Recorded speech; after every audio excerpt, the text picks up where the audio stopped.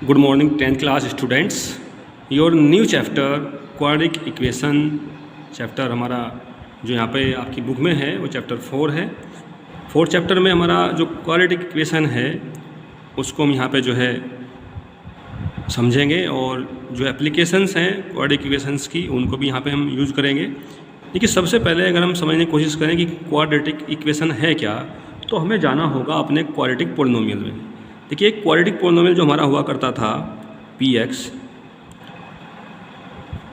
ए x square plus b x plus c, ये हमारी quadratic polynomial की स्टैंडर्ड फॉर्म मानी जाती है, जहाँ पर हमारा ए बी सी ये हमारे सब के सब क्या हैं, बिलोंग करते हैं किससे, रियल नंबर से। अब अगर हम क्वाड्रेटिक इक्वेशन को समझने की कोशिश करें तो ये जो हमारा क्वाड्रेटिक पोलिनोमियल है पी एक्स, अगर हम इसको इक्वल ले लेते हैं 0 के तो हमारा बन जाता है क्वाड्रेटिक इक्वेशन। तो कुछ इस प्रकार से आप देखेंगे a x square plus b x plus c is equals to 0, where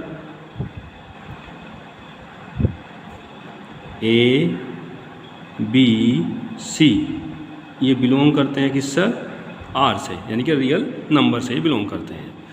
ये तो बात हुई हमारी क्वाड्रेटिक इक्वेशन की स्टैंडर्ड फॉर्म की।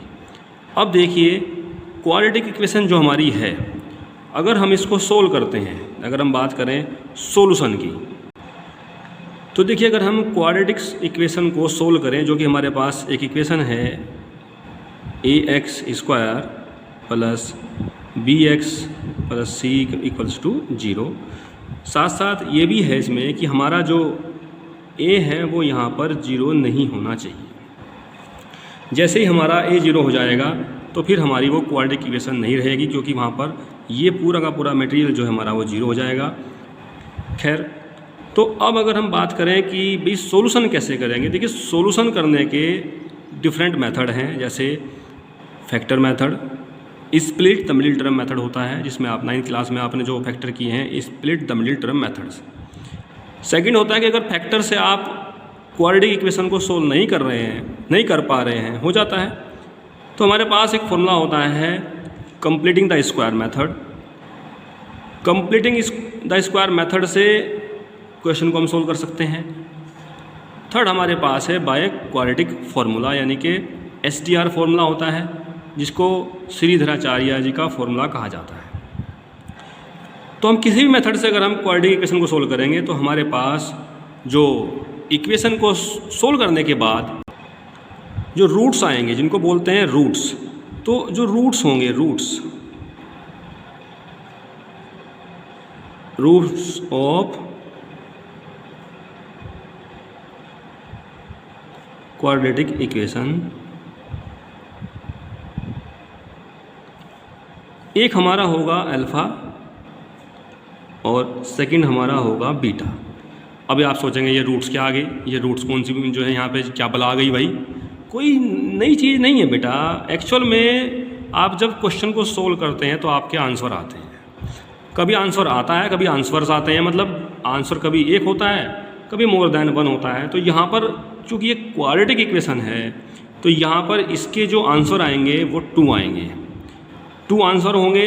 उन्हीं आंसर को यहाँ पर हमने कहा है क्या, रूट्स कहा है। क्या कहा है, रूट्स। रूट्स को हमने यहाँ पे लिया है अल्फ़ा और बीटा, यानी कि अल्फ़ा एंड बीटा। तो देखिए अल्फ़ा और बीटा क्या हैं, रूट्स हैं क्वाड्रेटिक इक्वेशन के। अब यहाँ पर आपको साथ साथ ये भी जो है समझकर लर्न करके जो है चलना होगा आगे, कि अगर हमें सम निकालना हो जाए, अगर हमें सम निकालना हो जाए रूट्स का, यानी कि अल्फ़ा प्लस बीटा, जिसको हम बोलेंगे sum of roots alpha plus beta, तो उसके लिए फॉर्मूला हमारा हो जाएगा minus b upon a, that is coefficient of x, minus लेंगे minus coefficient of x upon coefficient of x square, यानी कि ए। ये है हमारा सम ऑफ रूट्स निकालने का फॉर्मूला। अब अगर प्रोडक्ट निकालने की बात करें, product of roots, product of roots में हमारा alpha into beta is equals to c upon a. Constant जो हमारा है सी लेंगे और उसके बाद कोफिशिएंट ऑफ एक्स स्क्वायर लेंगे अपॉन में। ये है अल्फ़ा इंटू बीटा का फॉर्मूला, यानी कि अल्फ़ा इंटू बीटा कैसे हम यहाँ पे निकालते हैं, फाइंड करते हैं। चलिए एक्सरसाइज 4.1, जिसमें क्वाड्रेटिक इक्वेशन की जो बेसिक जो कॉन्सेप्ट है उसमें उससे रिलेटेड क्वेश्चन पूछे गए हैं। क्वेश्चन नंबर फर्स्ट में ये कहा गया है कि भाई आप ये बताइए कि जो आपको हमने यहाँ पर दिया है, जैसे हमने यहाँ पर आपको जो है दिया इसमें कि भाई क्या है, x + 1 as the whole square equals to है 2 इंटू x - 3। तो ये जो x + 1 is the whole square equals to 2 into x - 3 जो गिवन है, आपको इसमें ये बताना है कि भाई ये एक क्वाड्रेटिक इक्वेशन है क्या नहीं है। बेटा क्वाड्रेटिक इक्वेशन है कि नहीं है, इस बात का जो यहाँ पे जो मालूम होगा आपको, वो मालूम ऐसे होगा, आपको दिखना चाहिए कि ये स्टैंडर्ड फॉर्म है या नहीं है। ये स्टैंडर्ड फॉर्म में आ रही है, नहीं है। स्टैंडर्ड फॉर्म मैंने अभी आपको बताई है, ax square plus bx plus c equals to 0। जहाँ पे मैंने बताया है कि a तो 0 नहीं होना चाहिए, साथ साथ a b से हमारे किससे बिलोंग कर रहे हैं, रियल नंबर से बिलोंग कर रहे हैं, और a हमारा 0 नहीं होना चाहिए। अभी क्या है कि x + 1, यहाँ पे क्या है कि हम इसको अभी सीधा नहीं देख पा रहे हैं, तो पहले इसको सोल्व कर लेंगे जितना भी आपसे हो पाएगा। ब्रैकेट ओपन करेंगे, x स्क्वायर + 1 + 2x। मैंने आपको बताया था कि फॉर्मूला याद कर लें, a + b का होल स्क्वायर मैंने ओपन किया है, यहाँ पर साथ ही साथ 2x और 2 3 जा 6। अब ये हो जाएगा x स्क्वायर प्लस 2x, इस 2x को इधर यहाँ पे लेके आएंगे, माइनस का हो जाएगा, प्लस 1 और 6 इधर आकर के प्लस का हो जाएगा, is equals to 0। x square, ये 2x से 2x कैंसिल, तो बचा क्या, 7 इक्वल्स टू 0। देखिए कैंसिल जरूर हुआ है, यहाँ पर आपके सामने x स्क्वायर प्लस 7 है। तो अब देखिए इसको आप ऐसे भी लिख सकते हैं, x square plus 0 into x plus 7 equals to 0। ये देखने वाली बात है कि ये ax square plus bx plus c is equals to 0। Yes, it is in the form of ax square plus bx plus c equals to 0.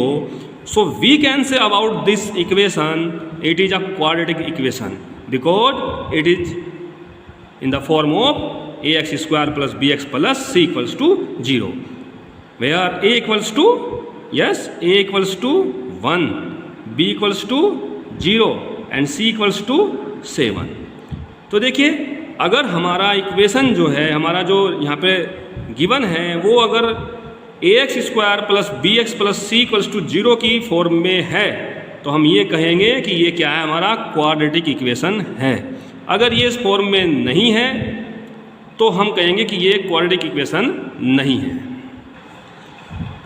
चलिए 10th part और ले लेते हैं। 10th पार्ट में गिवन जो है x plus 1 upon x is the whole square is equals to 3 into x plus 1 upon x plus 4। देखिए यहाँ पर क्या है कि क्लियरली आपको नहीं दिखाई दे रहा है कि भाई ये स्टैंडर्ड फॉर्म में है या नहीं है, तो इसलिए क्या करना पड़ेगा, आपको इसको ओपन नहीं करके देखना पड़ेगा।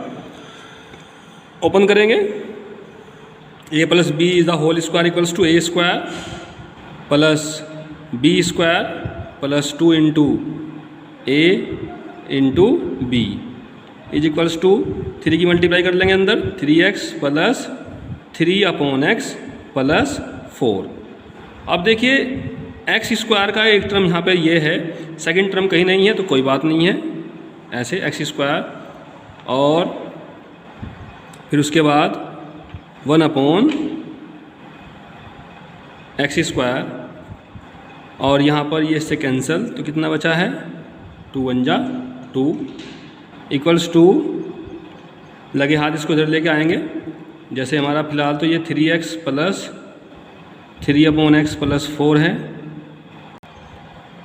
वन साइड कर लेते हैं, x square plus 1 upon x square minus 3x, ये प्लस इधर आएगा तो किसका हो जाएगा यहाँ पर, माइनस का 3/x, फिर +2 पहले से ही था, 4 इधर आएगा तो माइनस का हो जाएगा इक्वल्स टू 0।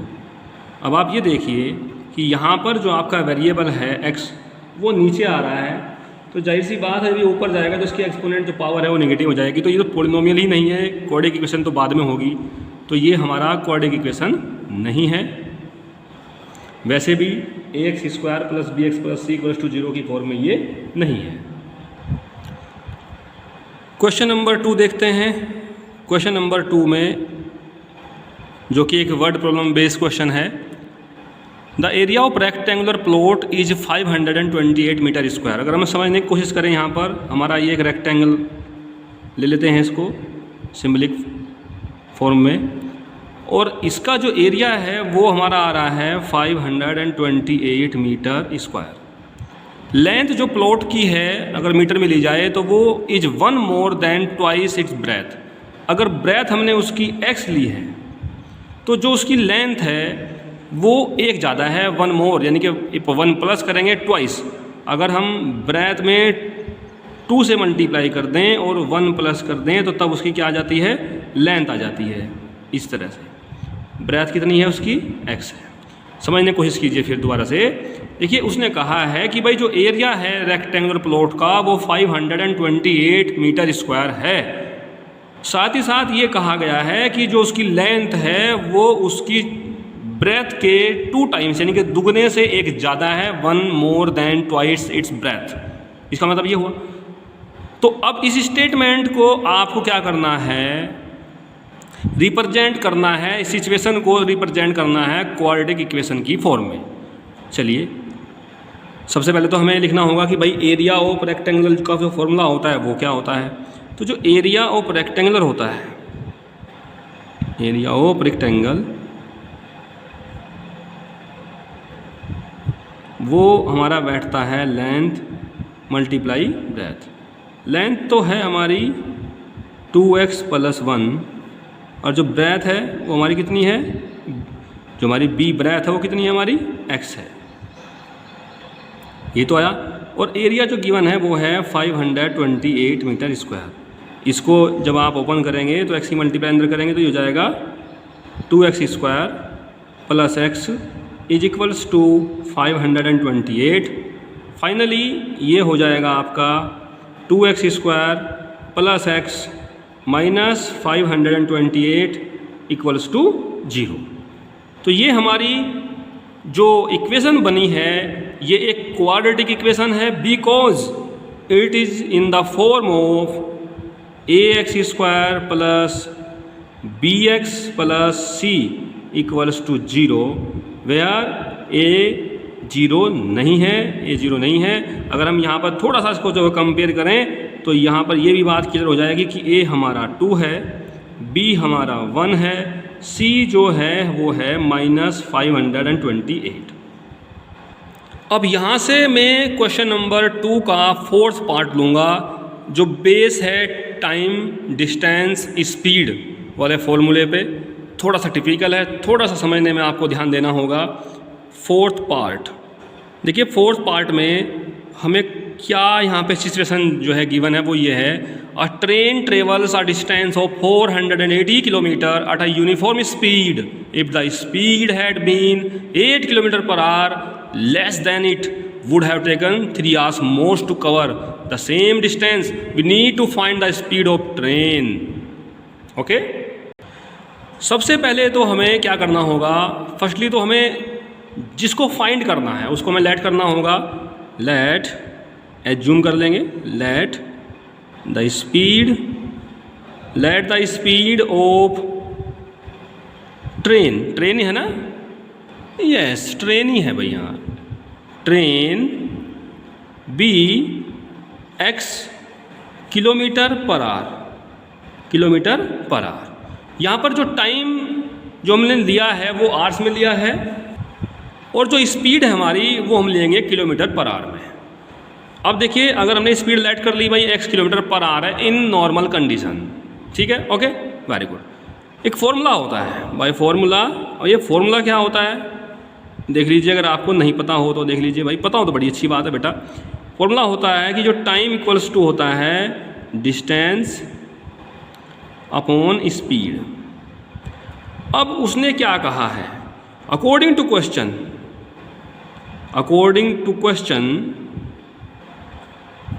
कहा यह गया है कि भाई अगर स्पीड जो है 8 किलोमीटर पर आवर कम कर दी जाए तो टाइम जो है वो 3 आवर्स ज़्यादा लगता है उसी डिस्टेंस को कवर करने में। ओके, तो जो नॉर्मल कंडीशन है उसमें टाइम कितना लगा, डिस्टेंस है मेरे पास 480 किलोमीटर, स्पीड है मेरी कितनी x किलोमीटर पर आवर, ये तो है मेरी नॉर्मल कंडीशन की बात, यानी कि बिल्कुल जैसे ट्रेन चल रही है। ओके बेटा, ट्रेन में तो बैठे होंगे कभी कभी, वेरी गुड। अभी क्या है कि जो सिचुएशन आ गई यहाँ पे वो ये आई है कि भाई 8 किलोमीटर पर आवर लेस कर दीजिए, स्पीड को कम कर दीजिए। तो स्पीड मैंने क्या कर दी, 8 कम कर दी, x माइनस 8 कर दी। यहाँ पर पहले x थी, उसने कहा कि 8 किलोमीटर पर आवर कम कर दीजिए, मैंने कर दी। डिस्टेंस मेरे पास वही है, डिस्टेंस में कोई चेंज नहीं हुआ, बट चेंज किस में होगा ये तो आपको पता है। अगर हम ट्रेन की स्पीड को कम कर दे रहे हैं तो टाइम तो वहाँ पर इंक्रीज होना ही है, होना कि नहीं होना है, होना है। अब कितना होना है वो बताया गया है 3 आवर्स, 3 घंटे ज़्यादा लग रहे हैं। ओके, तो ये जो हमारे पास टाइम है ये हमारा टाइम 3 आवर्स ज़्यादा है, ये वाला जिसमें स्पीड कम होगी टाइम अधिक लगेगा, तो ये टाइम ज़्यादा है। और कितना ज़्यादा है, 3 आवर्स। तो ये जो टाइम ज़्यादा है और ये टाइम कम है, तो भाई जो कम है उसमें हम क्या करेंगे, 3 आवर्स को प्लस कर देंगे, तब जा करके ये इक्वेशन, ये जो है सिचुएशन इक्वल आएगी। फिर समझिए, डिस्टेंस दोनों में सेम है, स्पीड यहाँ पे x थी, यहाँ पर हमने 8 किलोमीटर पर आवर कम कर दी है। कम करने के बाद जब हम स्पीड कम कर देंगे तो टाइम तो ज़्यादा लगेगा नहीं लगेगा, वेरी गुड, समझ गया। अगर टाइम कम लगेगा या अधिक लगेगा, वेरी गुड, बताइए। यस, स्पीड कम कर देने के बाद बेटा टाइम ज़्यादा लगेगा। तो ये टाइम ज़्यादा है, ये वाला टाइम ज़्यादा है और ये वाला टाइम कम है। अब कम और ज़्यादा तो इक्वल नहीं हो सकते, इक्वल करने के लिए जितना कम ज़्यादा है उसको हमें एडजस्ट करना पड़ेगा। एडजस्ट करने के लिए जो कम है उसमें हमने 3 प्लस कर दिया। ओके, अब इसको सोल्व कर लेंगे। सोल्व कैसे करेंगे, काम करिए, 3 को प्लस रखने के लिए आप एक काम करिए, 480 upon x minus 8 minus 480 upon x, इसको हम उसके पास लेके गए और यहाँ पर क्या आ गया, 3। चलिए सोल्व कर लेते हैं इसको। अच्छा रहेगा कि आप यहाँ से क्या करें, 480 को कॉमन ले लें।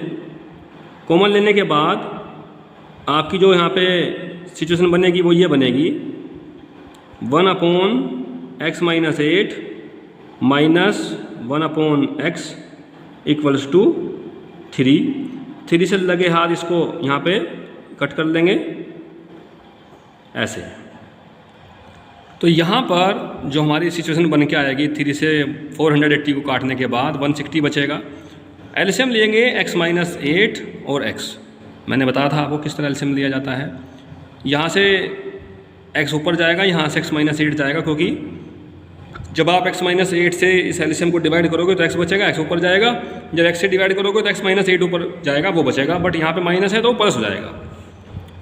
इतना करने के बाद x कैंसिल, तो ऊपर हमारा 8 बचा और 160 बचा, नीचे हमारा x इंटू एक्स माइनस 8 बचा। क्रॉस प्रोडक्ट ले लेंगे ऐसे, इस 1 की multiply x into x minus 8 में करेंगे और 160 की मल्टीप्लाई 8 में है ही पहले से ही।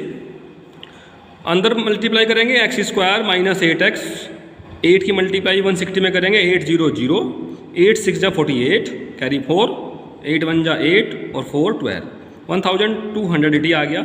इसको इधर लेके आएंगे क्योंकि हमें जो है इसको स्टैंडर्ड फॉर्म में लेके आना है, ax square plus bx plus c equals to 0। जहाँ पे अगर मैं आपको बताना चाहूँ तो यहाँ पर a की वैल्यू मेरी 1 है, b की वैल्यू माइनस 8 है और c की वैल्यू मेरी माइनस 1280 है। तो आज होमवर्क में आपको क्वेश्चन नंबर 1 और 2 के सभी पार्ट्स करने हैं। Thanks and good day.